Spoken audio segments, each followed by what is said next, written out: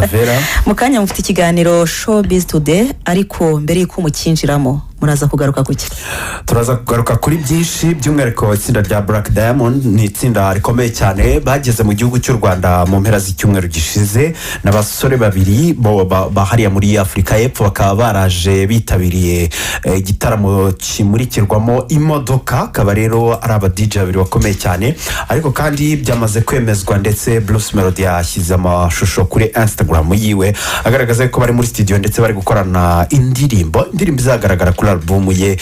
n'ubundi album itegejwe n'abantu benshi album yise Colorful Generation album igomba kujya hanze mu mpera z'uyu mwaka 2024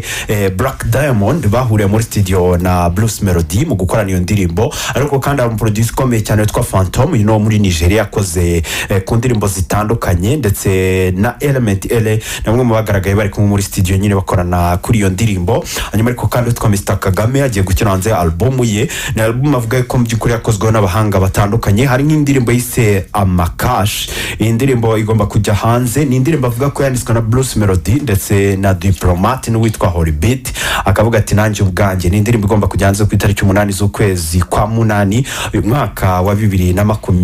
2024 hanyuma kandi babwire ko witwa Kidumu agomba gutaramira hano iwacu mu gihugu cy'u Rwanda ni igitaramo bise Soirée de Dansante ni igitaramo agomba gukorera hano mu mujyi wa Kigali ku itariki 23 muri uku kwezi kwa 8 ni igitaramo avuga ko agiye kwizihizamo ibitaramo 100 amaze gukorera mu gihugu cyacu cy'u Rwanda ni ibitaramo byinshi birumvikana agiye rero kugaragara muri iki gitaramo yavuze ko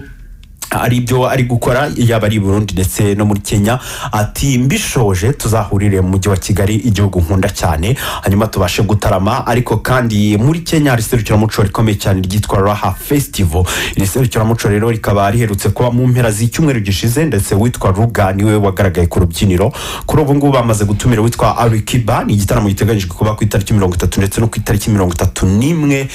birumvikana ko bizaba ari mu gusoza umwaka turimo wa 2024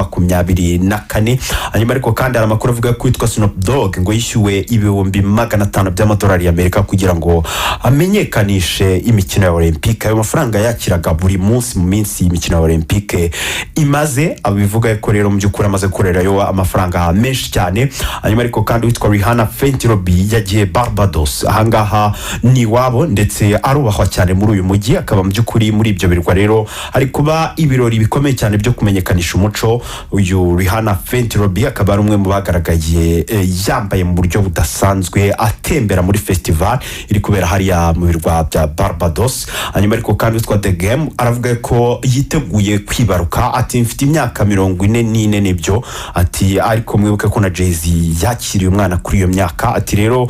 mureberaho byinshi niyo mpamvu nanjye niteguye mu by'ukuri kongera kwakira umwana ngaterura kana nkumva ko